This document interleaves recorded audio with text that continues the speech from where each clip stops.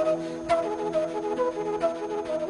and good morning, friends. Welcome to the CEC-UGC live lecture, dear friends, with our ongoing series on organizational behavior. Today we are conducting the 5th lecture in the series, and this lecture is on learning in organizations. And for this discussion, we have once again with us in our studios Dr. Kakuli Sen. Dr. Kakuli Sen is a professor of organizational behavior.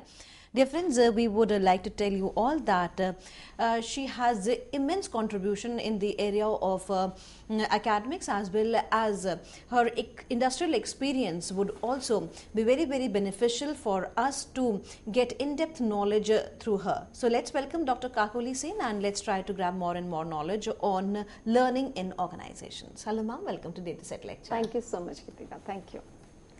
Hello and welcome once again to the series of organizational behavior topics. My name is Dr. Kakuli Sen, and today I'll be discussing the topic of learning in organizations. Learning, as we all understand, normally happens when we are in school or college, right? Not really. We are learning all the time in our life, experiences, situations, looking at others, doing something regularly or not doing. Why we are doing something and why we are not doing something, there is learning behind that. So before we start talking about it, let's first look at what are we going to cover in this session today. These are the topics that I'll be covering, which is approaches to the concept of learning. We'll try and understand what is learning first of all. Then we'll try and understand what are the different concepts of approaches to the concept of learning. How do we learn basically? Then we talk about individual differences in learning abilities. Well, how can some people differ from others in learning? What are the barriers to learning? Why do some people learn more than others, and some groups learn more than others, or some organizations are more advanced in learning than other organizations, and how do they go forward on that? Then we'll talk about the concept of reinforcement. What is reinforcement and what is their effectiveness or importance in the learning process? And we'll also talk about the behavior modification model. So let's first talk about learning. But before that, let's first figure out why should we learn so much? If you look around yourself, if you observe, there are so many changes that are happening around you. The environment that we work on today is a very dynamic environment. There are new technologies which are coming in, new laws which are coming in, new ways of doing the old things. Then there are newer customers whose expectations are different, whose requirements are different. We are exploring new global markets. We are looking at different zones, maybe time zones, different customer categories, different kinds of things that we are dealing with. We are all dealing with new things, and if we do not keep ourselves aware of what is happening around us, we'll soon be out of business, out of the context. We have to operate in a particular context at any given point of time. But if we are unable to do that because we have refused or we are not aware of the changes that are happening around us and not adapting to those kind of changes, we may soon lose out to competition. I'm sure you would agree that today we cannot deny the importance and the penetration of internet in our day-to-day lives. For everything, we Google into things and we find out that what is there, what is it about it. Similarly, everybody has a lot of information today at the click of a mouse. So if we don't make use of that information around us, which is for everybody, we will lose out on the competition. So we have to keep ourselves updated with not just knowledge but also with skills. So there is the importance of learning. We need to know new skills, we need to learn them, we need to develop those knowledge and skills to be able to do our jobs effectively and efficiently. Now let's look at what is learning. Learning is a relatively permanent change in behavior or a tendency to behave in a particular manner that occurs as a result of a person's interaction with the environment. You have the definition on the screen. Again, I'll repeat. It is a relatively permanent change in behavior. That means because of that particular learning, there is a change in behavior that is happening. And why is that change happening? It is the result of a person's interaction with the environment.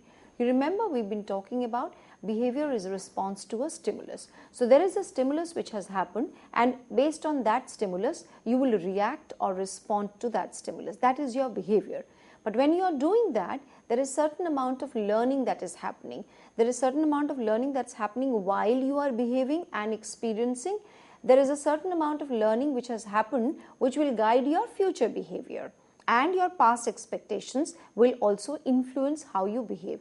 That the entire process is understood as learning. Now this is what we talked about, that we must learn new things, but then there are people who would have different kinds of barriers to the learning process. Now what are those barriers? As an individual, we've also talked about personality. So you would remember that as an individual, we would have different, those big five factors that I've talked about, which were like openness, conscientiousness, agreeableness, extraversion, neuroticism.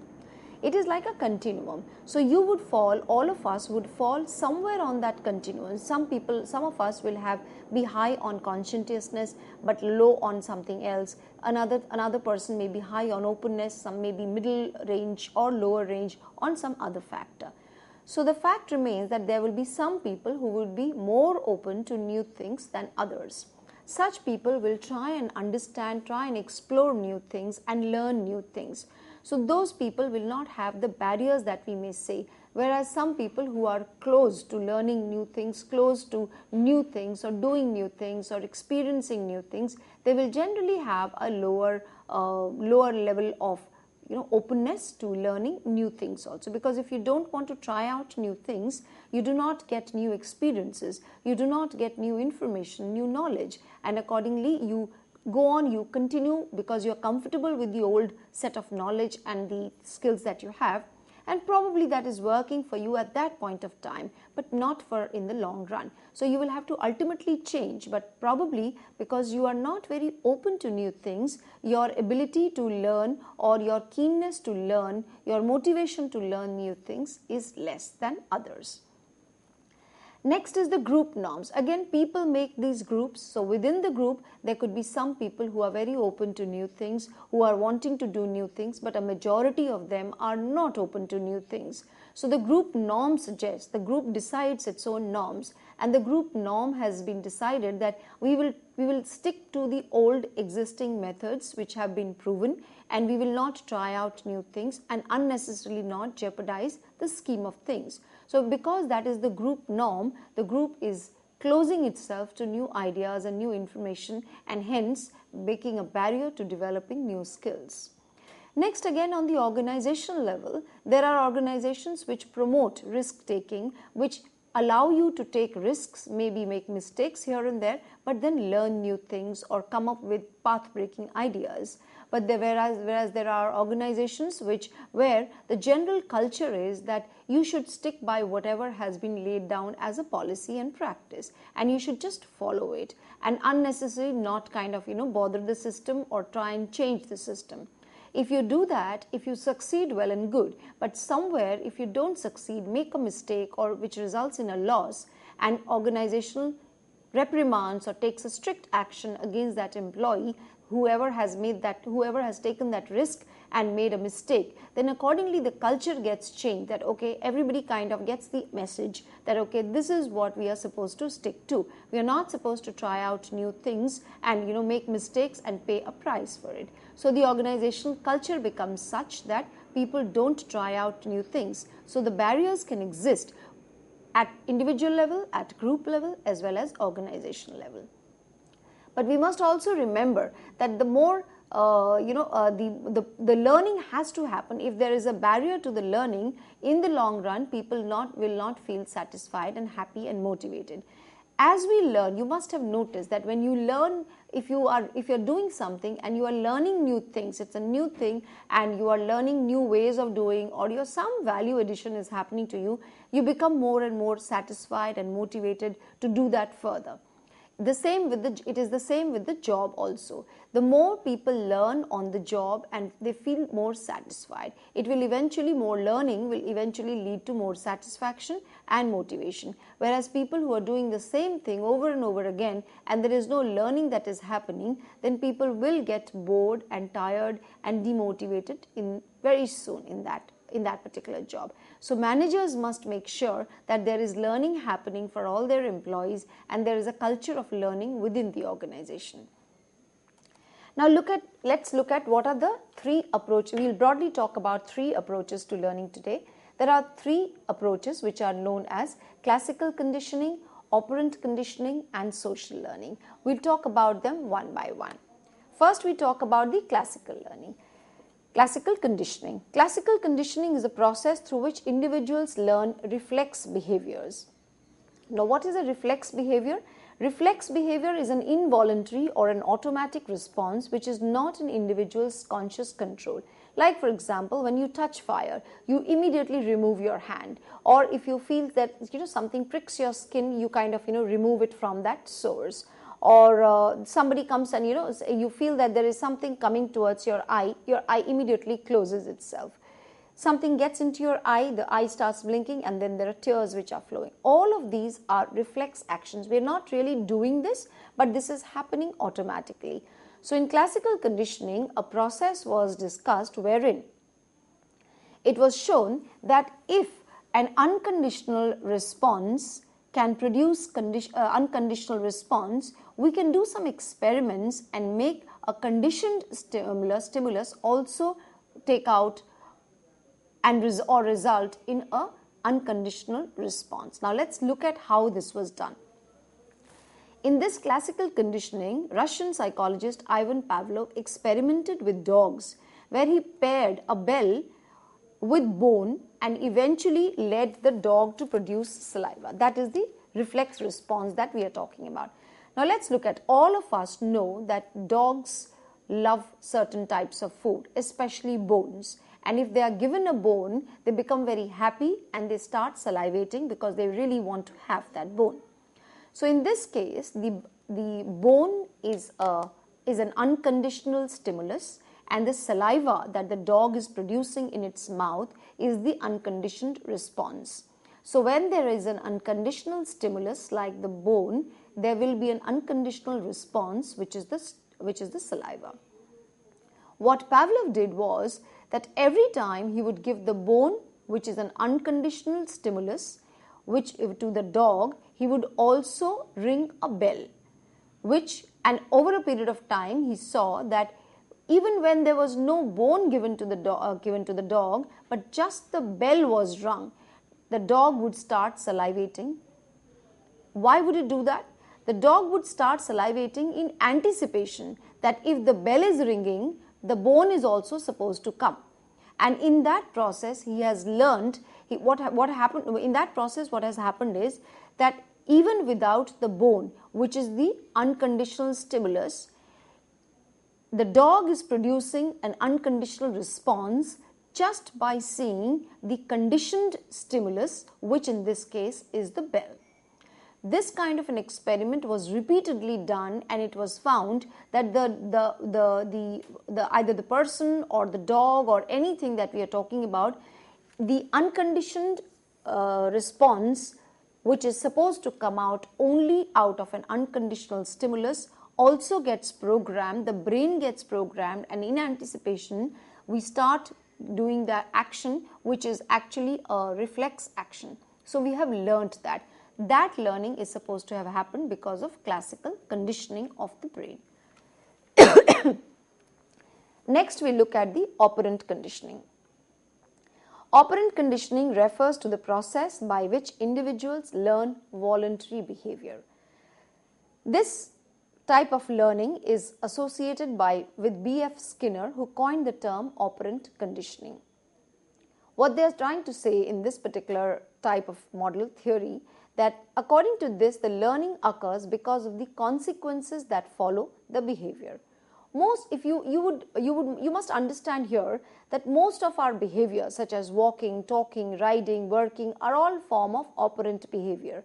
We do something, and then we learn that, okay, this is happening. If we do this, this is the consequence of this behavior. So we feel that, okay, I can do this. If I am desirable of that particular behavior, if I want to have that consequences, then I will repeat this particular behavior of mine.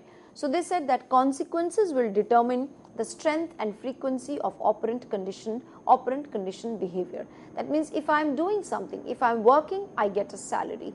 If I leave my house on time, I do not face traffic and my driving becomes easy. Or if I study, I get good marks.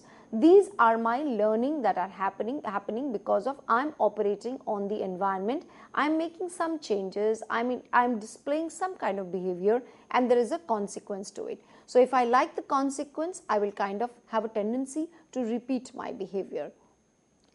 And it is important that the managers again must understand this to influence employee behavior.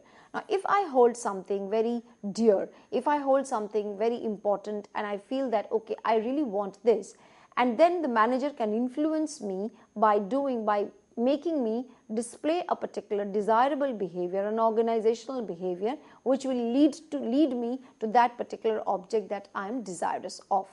So that is how the learning will happen, and one's behavior can be modified in terms of if we want a person to get that thing, we motivate him to display that particular behavior, which will lead him to that particular object of desire. Now, the third thing that we are looking at here is it's an extension of the operant conditioning, wherein Albert Bandura and others extended and expanded Skinner's work and suggested that there is something called social learning that is happening. As part of social learning, people learn new behavior by watching others and imitating or modeling their behavior accordingly. Now, what happens in this? This team suggested that while Skinner suggested that we learn according to the consequences of our own behavior. So we are learning because we feel that, okay, if I display this behavior, this is the consequence of this behavior. So if I like this consequence, I will repeat this behavior. If I don't like it, I will not indulge in that behavior. So this team extended it and said that it is not just the consequences that happen to us. So it is not just our behavior, but others' behaviors and the consequences that they receive. We learn from that also, which is understood as social learning. To explain this further, they said that if there is something pleasant happening to another person after he has done something, it motivates us to do that same thing so that we also get that kind of a consequence. Or if somebody has received a punishment or a reprimand because of something that he's done, or something wrong that has happened to him or bad that has happened to him or her, they will have a tendency of not indulging in that behavior. Why? Because they have learned that the consequence of this kind of a behavior is not good. There are plenty of examples around us to explain this. When we see that, your sibling has got a scolding for doing something from your parents, you generally immediately try and correct your behavior. In the house also, when you see that one of your siblings or one of your friends in school or class is getting scolded or reprimanded for something or getting punished for something, you immediately try and correct that behavior and do not indulge in that behavior. Not only at that particular moment, also for future. If you feel that if I do this and this is going to happen, I better not do this. Now, it also depends on the severity. If you feel that the encouragement is very high for a good deed done and you feel motivated to do that, you will try and indulge in that behavior. You would have learned. Whereas if you feel the punishment was also harsh, that is how you will remember that, okay, I must not do this because the stakes are too high, the consequence is too bad for me to indulge in this behavior. However, if both the reward and the punishment are mild, then it will not be very strong for you to have learnt it and never to repeat it. You may have the tendency to repeat it. Why? Because the learning was very feeble and it has not stayed on with you for a long time. Same thing for smoking.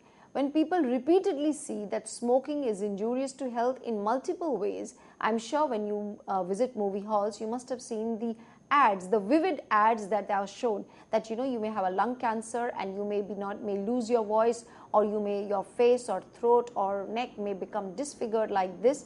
Then a lot of people would have a tendency of not indulging in that behavior so that they do not face that kind of a problem that they have seen. Again, if you see this very few and far in between, if the frequency is not, it's not enough, that you will have a tendency and your desire to smoke may override that. So if we want people to learn something, the frequency of that will also matter. But then we'll talk about this as a reinforcement concept when we talk about this in the later slides. So this is how we talked about the three models, which are like classical conditioning, operant conditioning, and social learning. Now we talk about, if you remember, we've already talked about the Mars model of behavior. So we are going to, this also has a connection with the learning that people have, which is, it is affected through the three Mars model elements, which is ability, role perception, and motivation. Now ability, learning increases skills and knowledge. Different people will have different abilities to learn.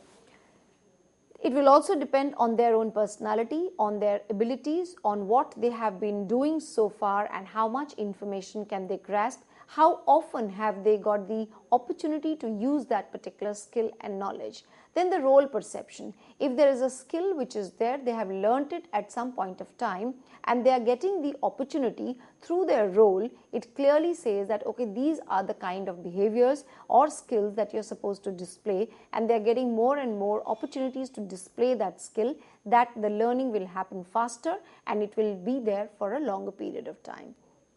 Also, there needs to be motivation. We need to be fueled by some desire to fulfill some need which motivates us. If we want to get a good salary, then we try and work for that particular kind of salary. If we are looking for incentives and we know okay, these kind of behaviors will lead us to that kind of incentives, we will indulge in that behavior. Why? Because we are motivated by a certain need of ours. If you want a particular kind of cell phone after your exams, on your promised, and your parents have promised that you'll get it only if you do good results, bring good results, you are motivated that desire. What is the desire? To own a particular type of cell phone. And that is the reward that you have been promised. And what is the behavior that you need to display? You need to display the behavior that you've studied well, done well in the exam, and the result is the outcome of that behavior. So good result will lead to a particular good reward, and you are motivated to bring in that good result. For that, certain behaviors are required and you will try and indulge in that behavior. So we need to be motivated in order to propel us towards a particular need satisfaction, and all of this will have an implication on the way we learn, how fast we learn, how well we learn, and how long do we learn it for. Now we'll talk about the behavior modification. Learning is viewed as completely different, dependent on the environment. We operate, when we talked about the operant conditioning, we talked about that we alter our behavior to maximize positive and minimize adverse consequences. Whenever we do something, we indulge in a particular behavior, we stop and analyze. We look at what is happening, why did this happen, how do I increase if the response is good or the consequence is positive. We try and increase our behavior. If we see that the response is negative or the outcome is not so desirable, then we kind of think that, okay, this is not something I should be doing. So whenever we indulge in a behavior, unconsciously or consciously or unconsciously, we'll immediately, and all of this process happens automatically. We don't really, most of the times, sit down and reflect and think about it. It kind of gets into the process and we kind of do it without even knowing about it. So whenever you do an action and there is a consequence, we immediately take a look at that. Okay, why did we do it? Why did somebody else do it? Remember, as part of the social learning, we immediately look at that, analyze that, and try and find out, okay, what happened? We make a model out of it that, okay, if this is what is leading me towards this, I must indulge in this more often. And if this is what is leading towards this as a negative behavior or an undesirable behavior, we immediately kind of, look at a model that, okay, this is not I should be doing in the long run. So whenever we see any behavior that is happening, we try and analyze that behavior, reflect into that behavior, think about the pros and cons of that behavior, and then accordingly decide our course of action. That is what happens in the three types of model of learning that we've talked about, which is the classical conditioning, which is basically to produce reflex actions by pairing an unconditioned stimulus with a conditioned stimulus and getting an unconditional response. Next, we talked about the operant conditioning, wherein we operate on the environment around us and we try and find out, okay, what will work, what will lead me to a desirable goal. The experiments that were done involved rats and involved pigeons, who kind of or monkeys, who would be rewarded for every positive gesture that they showed. They learned that, okay, if we do this, this is how we get rewarded, maybe in the form of food or water or an escape route or something or the other. So we learn according to, if we do something and the consequence is good, we try and replicate our behavior more and more, provided the response was good, it was positive, and we like the consequence. Similarly, in the social learning, which was suggested, again extending the work of Skinner, it was suggested that we not just learn from our own experiences, but we learn from others' experiences. If we see something good is happening to somebody based on their behavior, and we really want that consequence that is appealing to us also, we try and model our behavior according to what they are doing. And also, if we see that that behavior or that consequence is not desirable to us, we try and reduce that particular behavior. Next, we will talk about what else happens, the concept of reinforcement, and how does the behavior get modified in our next session. Thank you so much.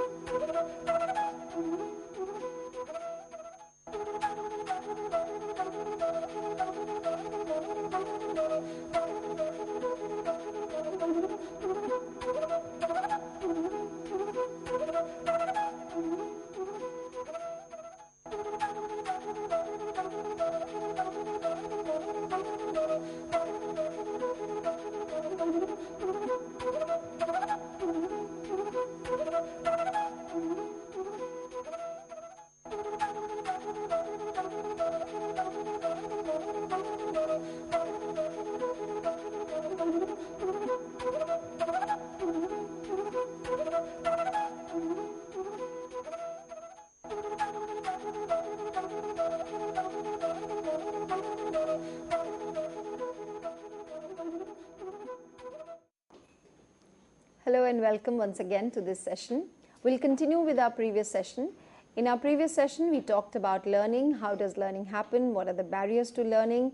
What are the different ways in which we learn, and why we repeat our behavior, and why we abstain from certain behavior, and what is the result of the consequences that we face or others face. We'll continue with this. When I completed the session on saying how do we what happens whenever we see or whenever we indulge in a particular behavior, what happens after that.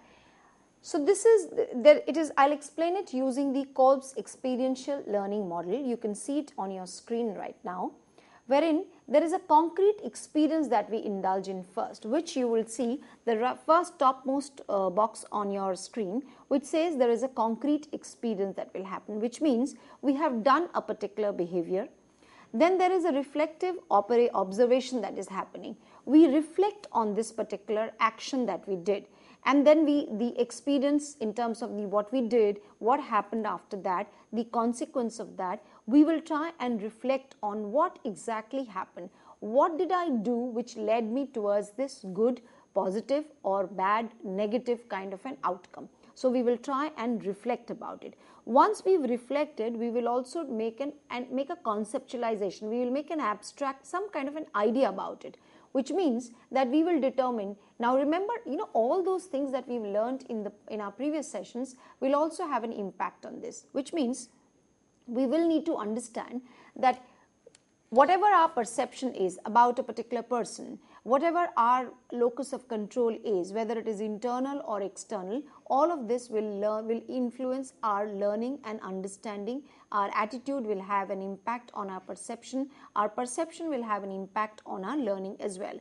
So if we perceive something to be very objective, we will think that, okay, this was and we have a locus of control as internal, we will perceive it as, okay, I made a mistake, I need to correct it, and this is why it happened to me like this, in case it was not a desirable consequence.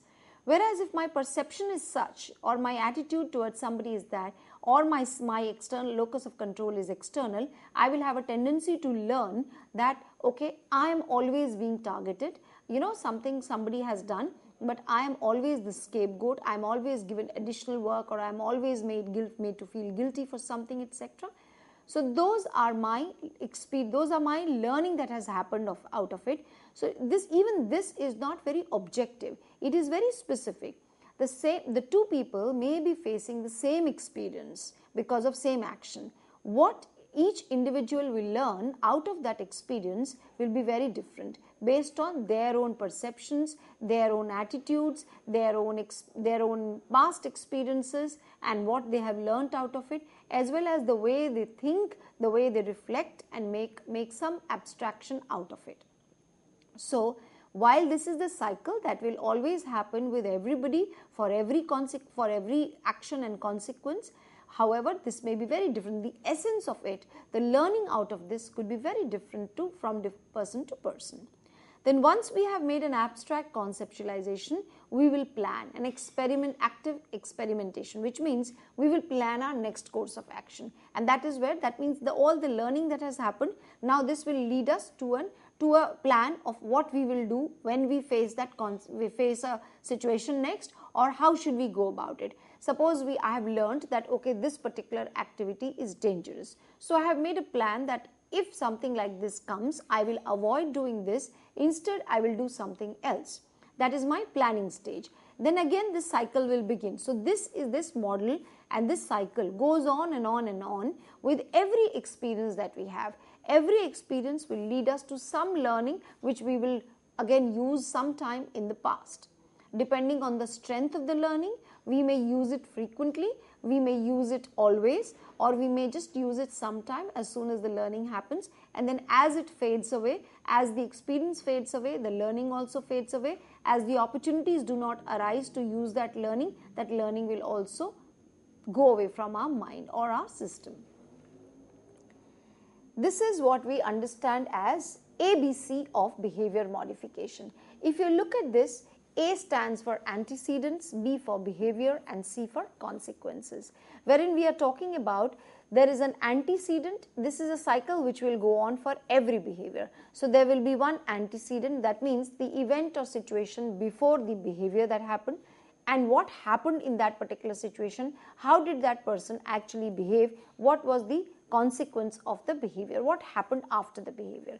So there is an example on your screen, if you can see that the example, the antecedent of a particular situation is that there is a warning light flashes. Maybe nobody notices, or maybe some people notice. What happens after that? The behavior is that the machine operator turns off the power. That there is some sound which is coming, there is some buzz or some light that is coming out which is not supposed to come out. It is like an emergency alarm. So what does the operator do? The operator immediately switches it off, turns off the power, and the co-workers thank the operator. The co-workers realize that okay, this is what it was supposed to be done, and he has taken the right action at that particular point of time, and everybody thanks him. So that is the A, B, C that has happened. So the antecedent was that there was a light that was flashing. The behavior was that the operator looked at that light and then immediately switched off the power, because he knew that if he does not switch it off, something may happen. And because he has switched it off, nothing happened, and as a result the co-workers thanked the operator, stating that okay, fine, we are happy that you took that task, we took that step and saved us, or saved other things, whatever that may have led to. So this is the ABC of behavior modification. Now what will happen is, in the next event that happens, the manager, the worker, the operator is happy, and he will try and repeat that behavior because he knows that his behavior is important, and the co-workers will thank him. The thanking itself leads to a motivation within the operator, and because he feels happy about it, he feels thankful to the people are thankful to him, he will have a tendency to repeat that particular behavior. Now there are numerous examples of this that can be looked at from our own life. There are positive examples, there are not so positive examples. I am sure you've heard this, that whenever people meet with an accident on the road, people generally do not come out and help. Now why has this happened? Why does this happen? It happens because many a times, many people, not necessarily you or maybe me or somebody else, we may not have faced it personally, but that again social learning has happened.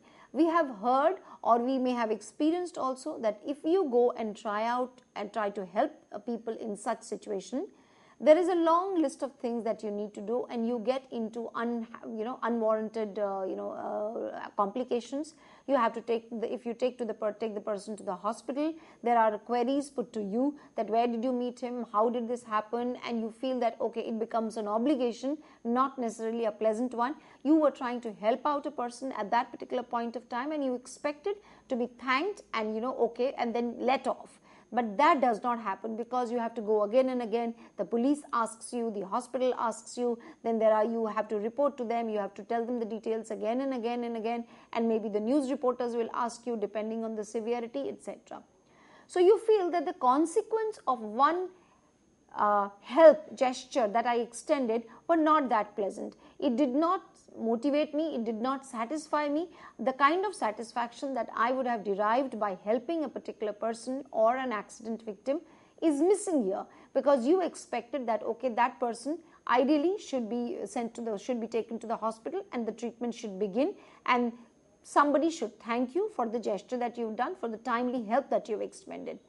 Instead of that, there are consequences that are happening. Are the police is asking you, the newspaper, the media people are asking you, the hospital is making you go around. So those are having implications on your day-to-day normal life. So because the consequences are not desirable, people learn that okay, if something like this happens, I should at best try and avoid. Now you see how that can lead to a disastrous situation. Next time a person has met with an accident or is in immediate need for help, people will not reach out to him. Why? Because they have learned the consequence of this behavior is not going to be very desirable. So things can happen in a bizarre manner but this learning has happened. We have learned from this, and as a result our behavior has got impacted because of our past experience. So we have to understand, as managers or as people, we can control the consequences. If we do not pay attention to the consequences that are extended after a particular good deed, or an appropriate action is taken after a bad deed, what will happen is eventually the good deed will reduce and the bad deed will increase. If we do not punish a bad deed with the severe punishment that it deserves, the tendency to repeat that behavior will remain, and then again there is a disastrous situation that may come up. So you see, all around you also, if you study well and if you get good marks and if you are appreciated by others for something that you've done, it could be a it could be a very small thing, it could be a very big thing also. But we need motivation and we need encouragement, constant encouragement to be able to display that behavior. So that kind of learning happens, and this is known as ABC of behavior modification. There is an antecedent which has happened, maybe there was an accident, your behavior was that you helped the victim, the consequence was that the victim thanked you, the victim's family thanked you, and the police did its action, the medical doctors did their thing, and the person got well. If that was the kind of chain of events that would have followed, you would be feeling happy and motivated and satisfied and wanting to help anybody else in times of distress. Whereas if the consequences are such that you are getting into more further trouble, then you will try and avoid that kind of situation. Similarly, at work, when you are doing something, your manager is praising, or you have been made to present something and everybody has reacted well to it, encouraged you, positively motivated you, you will feel very motivated and you will do more preparation. You will do even better in the next. But whereas if you go there and everybody kind of gives you a cold shoulder and does not really motivate you, encourage you, and kind of you feel that, okay, this effort was not worth it probably, I do not want to be given a cold shoulder by people who I work with, or my boss does not seem to be happy with the work that I am doing, so maybe I should not try and repeat this behavior. But in the process, your learning has got stunted, the organizational growth has got stunted. So in the process, who loses? All of us lose, because it is not just the organization that will lose, we will also lose. We will not be able to grow if we kind of stunt our growth because of things which are around us. So the environment needs to thrive. In order to thrive, the environment needs to learn and continuously grow.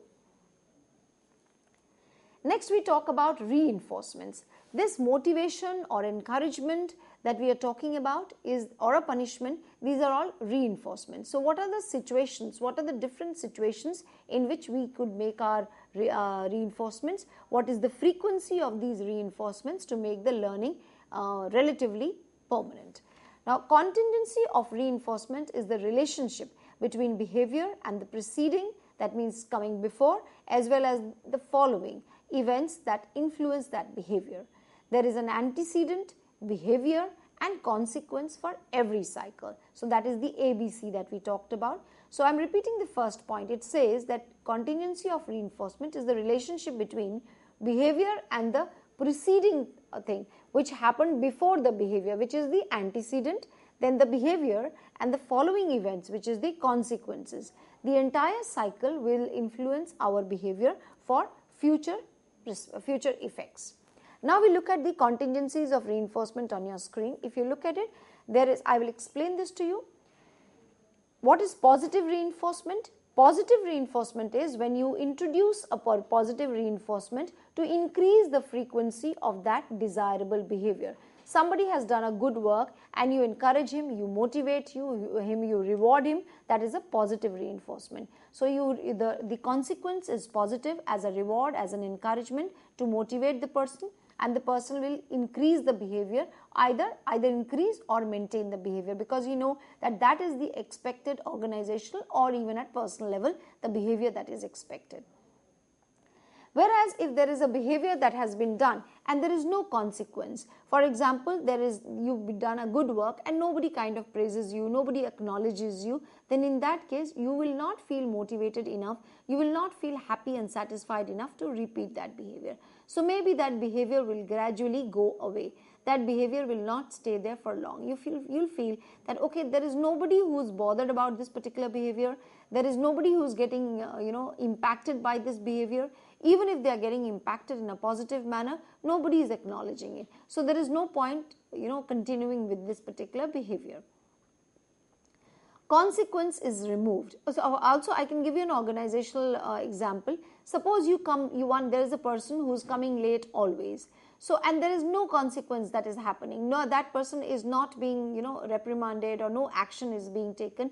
In that case, the learning happens that it is okay. Even if I come late, nobody is, telling me anything, nobody is scolding me, nobody is taking any action against me. So it is okay. So in that case, he or she will continue or maintain with that behavior. If there is something good that you've done and there is nothing good that has come your way, there is a possibility that that behavior will become extinct gradually. You will stop doing that behavior, and gradually that learning will also not happen. The learning would have happened that, okay, this is not something that we need to do. So the behavior will cease there. Whereas if this is a wrong thing that you're doing and still there is no consequence, in that case it may get maintained. People will feel that, okay, there is nobody is looking at it, so I might as well continue. The third thing is consequence is removed. The negative in reinforcement. In negative reinforcement, what you do here is that you ensure that something, by doing that behavior, a consequence which could have been negative, that has been removed. So maybe in organizations how they use it is that they say that, okay, if you come late thrice, maybe some part of your CL or 1 day's salary or 1 day's half day's CL will get deducted. So if you do that, then this is going to be the consequence. So what do people do? They ensure that they are not late for those many days. So so what is the learning here? That if I indulge in a particular behavior, that negative consequence which would have otherwise happened, or a punishment which would have otherwise happened, will not happen to me. That is known as negative reinforcement. So we talked about positive reinforcement. Positive reinforcement is basically to increase the frequency of a desired behavior. Whereas negative reinforcement would be the increase, again you increase by removing a punishment factor, you increase the frequency of a desired behavior. Now what is punishment? Punishment is basically to stop any undesirable behavior. There is a difference between negative reinforcement and punishment. Punishment is basically to stop any undesirable behavior, and negative reinforcement is to, by way of introducing something which will increase the frequency of your desirable behavior. And again, when we talk about reinforcement of contingencies of reinforcement, we must also see how soon or how frequently are we introducing these reinforcements. Now there are certain reinforcements which are regular, like every month if you work, you get a salary. That is known as our continuous reinforcement, which is behavior that we show, and at the end of every month there is a salary which is coming to us, and we get that, we know that, okay, this is what it is. But of course we know that the salary is important to us and we want that salary. However, that salary will not motivate us to do extra work. We will start expecting that, okay, this salary is I'm worth that salary and it is my right to get that salary. So it does not motivate us on a day-to-day basis to do an extra work. We do whatever is prescribed to us and we do that much. Then on top of that, there could be a fixed ratio kind of an reward, which could be, if you do this, then every 3 months you get this kind of a reward based on your performance. So targets could be given to salespeople and said that, okay, in this quarter, if you do this, this is the kind of reward that you get. So every quarter they get a reward. Now this reward itself could be either a fixed reward or it could be a variable reward, which means if you do, or a piecemeal kind of thing. So that, if you get those many kinds of that kind of sale, that this is the percentage that you will get on your salary, basic salary, etc. Whereas there could be others which could be variable ratio. So there the frequency may not be fixed, just as in fixed ratio, that it may not be that every quarter you get it, but the month that you show very high output, then you get some kind of a bonus, you get some kind of an incentive there. So which means, which kind of motivates you that, okay, I must do this more often, or I must keep a note of how I am doing it so that I keep getting this, as a desirable reward to me. There could be fixed intervals, there could be variable intervals. There are multiple ways in which rewards could be given by organizations to their employees to keep them motivated. But we must realize that when they decide that some reward which they think is a reward, should also be perceived as a reward by the receiver. If the organization or the manager feels that they are rewarding something to somebody, whereas the person who is the recipient of that reward does not consider it as a reward worthy enough, then there is no point of doing this, as it will not work as a reinforcer. Because the person to whom you are giving this reinforcer should be motivated by that particular reward. It should be big enough, it should be happy, he should be satisfied enough, and he should be willing to work towards that particular reward. If on the contrary you are giving a reward, the receiver does not think that it's a big reward, will not acknowledge its importance, and will not work towards it in the future. So we need to be very careful about what we are giving to somebody, whether it is important for that person or not, how we are giving, what is the frequency that we are using, are people getting too used to it and are just expecting that reward to come anyway. And whenever we get something in the long run, on a regular basis, the importance of this gradually diminishes. So there has to be novelty in what we are giving, there has to be a novelty in how we are giving, and that particular what we are giving should be considered useful, considered beneficial, and considered desirable to the by the person to whom we are giving that particular reward. This is the behavior modification, and that is how the behavior modification happens. It happens every day to influence the behavior of others. Organizations use this to influence the behavior of others. You must have seen the different advertisements that we see. They are also tried to, those celebrity models are used in order to send out a message. We know that, okay, this model, if this model is saying who we identify with, a lot of young people have role models in them, and they look up to that particular person. Could be a sports star, could be a film star, could be somebody who's done very well otherwise in life at a very young stage. They take them as their role models and try to follow their habits, their words, what do they do, how do they dress up, what kind of work do they do. So they get inspired by them. So if they say something, they kind of try and listen to them. So this is also used when celebrities endorse something or come with a social message. More and more people get motivated that, okay, if this person is saying so, and because I identify with that person, I should be also indulging in this particular behavior. So the modification of behavior happens at different levels, at different stages, and it happens every day in our lives. How do organizations use this? They introduce programs to reduce absenteeism, improve safety, etc. Now, if there is something which has happened in any organization because of some safety rules were not followed, these kind of things are reiterated to their existing people and said that, look, there is an accident that can happen, this is an accident prone thing, or something, some people got hurt because of this, so you need to pay attention to this. And every time there is a manual that one needs to read, one needs to get familiar with, and then only start the work. So we will be able to modify people's behavior based on what was the consequence and what was the learning out of that consequence that happened. And gradually organizations will develop a culture around it. If you encourage people to be very structured about their work, about very process oriented about their work, and if people do not follow that particular process, the consequences could be difficult. If we follow that kind of a cycle, then there is an organizational culture which starts setting up. At the same time, the organizational culture should not be rigid. It should be dynamic enough to encourage people to take risks and to keep them motivated and satisfied on the job. How do we develop a learning organization? This is how we develop a learning organization. We must value the generation of new knowledge. If people are coming up with new knowledge, if people are looking at new ways of doing things and suggesting new ways, we should encourage that. We should value that, and we should not kind of try to discourage it, or we must pay enough attention to it so that people feel encouraged, happy and motivated to look for new knowledge and try and bring in new ways of doing the old things.